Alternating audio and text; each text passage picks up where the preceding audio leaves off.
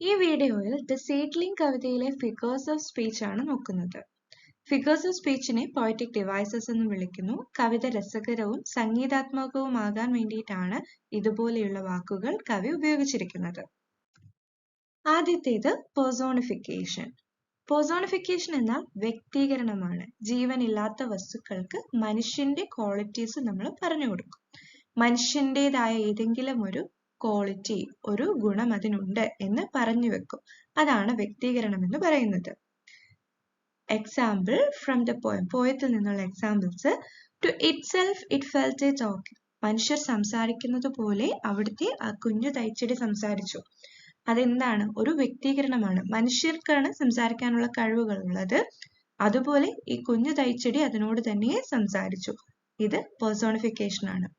The leaflet like the prospect. മനുഷ്യർക്ക് തന്റെ ഭാവിയെക്കുറിച്ചുള്ള ചിന്തകൾ ഉണ്ടാവും. അവർ അതിനെ ഇഷ്ടപ്പെടും. അതുപോലെ കുഞ്ഞു തൈച്ചെടിയും ചെയ്യുന്നു. ഇതാണ് പേഴ്സോണിഫിക്കേഷൻ. പേഴ്സോണിഫിക്കേഷനിലൂടെ, വ്യക്തീകരണത്തിലൂടെ കവി ചെയ്യുന്നത് വിത്തിന്റെ പ്രയത്നവും അതിന്റെ കഷ്ടപ്പാടുകളും ഒക്കെ നമ്മുടെ ജീവിതവുമായിട്ട് താരതമ്യപ്പെടുത്തുകയാണ്, അല്ലെങ്കിൽ കൂടുതൽ വ്യക്തമാക്കി തരുകയാണ്. അടുത്തത് ഇമേജറി ആണ്. ഇമേജറി എന്നാൽ ദൃശ്യവൽക്കരണമാണ്. ഏതെങ്കിലും ഒരു കാര്യം വായിക്കുമ്പോൾ അതിന്റെ ഒരു പിക്ചർ, അതിന്റെ ഒരു ചിത്രം മനസ്സിൽ തെളിഞ്ഞു വരുന്നുണ്ടെങ്കിൽ അതാണ് ഇമേജറി.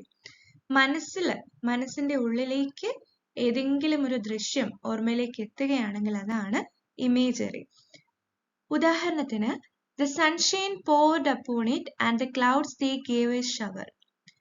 സൂര്യപ്രകാശം ആ വിത്തിന് മുകളിൽ, അല്ലെങ്കിൽ ആ കുഞ്ഞു തൈച്ചെടിക്ക് മുകളിൽ മഴ ചൊരിഞ്ഞു കൊടുത്തു. മഴമേഘങ്ങളാണ് മഴ ചൊരിഞ്ഞു കൊടുത്തത്. ഇങ്ങനെ ചിന്തിക്കുമ്പോൾ ആ ചിത്രം ഒരു കുഞ്ഞു തൈച്ചെടിക്ക് മുകളിലേക്ക്, ഒരു കുഞ്ഞു വിത്തിന് മുകളിലേക്ക് മഴ ചൊരിയുന്ന മേഘങ്ങളെ മനസ്സിലേക്ക് കൊണ്ടുവരാൻ കഴിയും. ഇതാണ് ഇമേജറി കൊണ്ട് ഉദ്ദേശിക്കുന്നത്. മനസ്സിലൊരു ചിത്രം രൂപപ്പെടുത്താൻ അതിന് സഹായിക്കും. Helps the reader visualise the seedlings environment. ആ സീഡ്ലിംഗിന്റെ ചുറ്റുപാടുകളെ കുറിച്ചും അതിന്റെ അവസ്ഥയെക്കുറിച്ചും വായനക്കാരന് മനസ്സിലാക്കാൻ ഇത് സഹായകമാകും. അതിനുള്ള ഒരു പോയറ്റിക് ഡിവൈസ് ആണ് ഇമേജറി.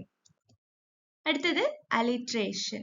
അലിട്രേഷൻ എന്നാൽ അടുത്തടുത്തുള്ള വാക്കുകളിൽ, ഒരു ലൈനില്, ഒരു കവിതയുടെ ഒരു വരിയില് അടുത്തടുത്തുള്ള വാക്കുകളുടെ ആദ്യത്തെ അക്ഷരം കൺസണന്റ് ലെറ്റേഴ്സ് ആണെങ്കിൽ, കൺസണന്റ് സൗണ്ട്സ് ആണെങ്കിൽ അതിനെയാണ് അലിട്രേഷൻ എന്ന് പറയുന്നത്. ഉദാഹരണത്തിന്, so it pushed A little leaflet. ഈ വരിയില് ലിറ്റിൽ ലീഫ്ലെറ്റ് എന്ന് പറയുന്ന 2 വേർഡ്സിന്റെ ആ 2 വേർഡുകളുടെ, 2 വാക്കുകളുടെയും ആദ്യത്തെ അക്ഷരം എൽ എന്ന് പറയുന്ന ലെറ്ററിലും എന്ന് പറയുന്ന സൗണ്ടിലുമാണ് ആരംഭിക്കുന്നത്. അതാണ് അലിട്രേഷൻ. ഇങ്ങനെ അലിട്രേഷൻ കൊണ്ടുവന്നാൽ അത് കവിതയ്ക്ക് ഒരു താളം നൽകുന്നതിനും ഒരു സംഗീതാത്മകത നൽകുന്നതിനും സഹായകമാകും. അടുത്തത് സിംബോളിസം ആണ്. ഒന്നിനെ മറ്റൊന്നുമായിട്ട് എന്ത് ചെയ്യും?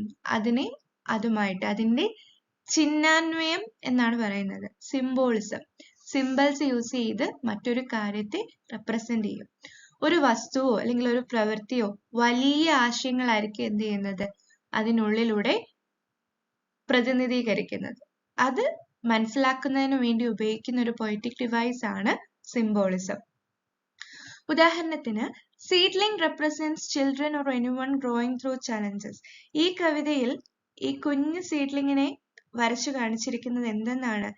കുഞ്ഞു മക്കളോടാണ്, അല്ലെങ്കിൽ ഏതെങ്കിലും തരത്തിലുള്ള പ്രയാസങ്ങൾ, വെല്ലുവിളികൾ നേരിടുന്നവർ അതിനെയൊക്കെ മറികടന്ന് മുന്നേറുന്നതിനോടാണ് ഉപമിച്ചിരിക്കുന്നത്. അപ്പോൾ ചെറിയൊരു തൈച്ചെടിയെ കൊണ്ട് ഒരു വളരെ വലിയൊരു ആശയമാണ് കവി ഇവിടെ കൊണ്ടുവരുന്നത്.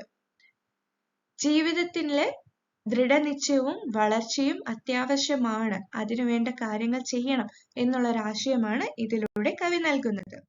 അടുത്തത് മെറ്റഫർ ആണ്. തമ്മിൽ യാതൊരു ബന്ധവുമില്ലാത്ത 2 കാര്യങ്ങളെ ലൈക്ക് അല്ലെങ്കിൽ അസ് എന്ന് പറയുന്ന 2 വേർഡ്സ് ഉപയോഗിക്കാതെ, ആ വാക്കുകൾ ഇല്ലാതെ താരതമ്യം ചെയ്യുന്നു. ഉദാഹരണത്തിന്, seedling as a metaphor for human growth and effort. വിത്ത് മനുഷ്യന്റെ വളർച്ചയെയും ശ്രമവുമാണ് പ്രതിനിധീകരിക്കുന്നത്. അല്ലെങ്കിൽ ആ കുഞ്ഞു തൈച്ചെടി മനുഷ്യന്റെ വളർച്ചയെയും അവന്റെ പരിശ്രമത്തെയുമാണ് ഇവിടെ പ്രതിനിധീകരിക്കുന്നത്. ഇത് കവിതയെ ജീവിതത്തോട് ബന്ധിപ്പിക്കാൻ സഹായിക്കും. അതിലൂടെ കവിത നന്നായി ആസ്വദിക്കാൻ ഒരു ആസ്വാദകന് കഴിയും. ലാസ്റ്റ് വൺ നമുക്ക് ഇന്ന് പഠിക്കാനുള്ള അല്ലെങ്കിൽ ഈ കവിതയിലുള്ള അവസാനത്തെ പോയറ്റിക് ഡിവൈസ് ആണ് റെപ്പറ്റീഷൻ, ആവർത്തനം. ഒരു കാര്യം, ഒരു വാക്ക്, ഒരു സെന്റൻസ്, ഒരു ലൈൻ എന്ത് ചെയ്യും? വീണ്ടും വീണ്ടും കവി ആവർത്തിച്ച് ഉപയോഗിക്കുന്നുണ്ടാവാം. Example, it found itself a plant till it found itself a flower.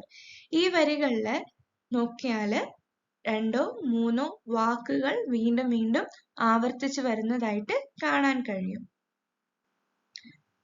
കുഞ്ഞു തൈച്ചിടയുടെ വളർച്ചയും അതിന്റെ പ്രയത്നവുമാണ് ഇതിലൂടെ മനസ്സിലാക്കാനായിട്ട് കഴിയുന്നത്.